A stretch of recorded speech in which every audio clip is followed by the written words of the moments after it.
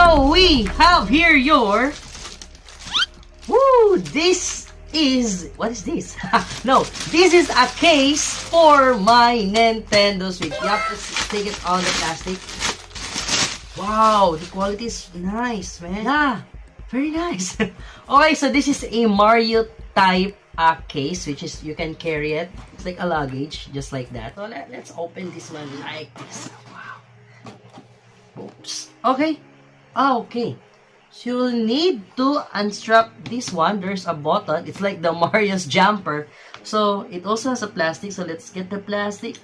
Wow. Wow. And open. Wow. Yeah. Okay, so it's for now, guys. Thank you so much for watching. Good morning, good noon, good afternoon, good evening, and good night. Jake De La Paz signing off, and Nintendo Switch signing off. Yeah, I need to make a segment for that.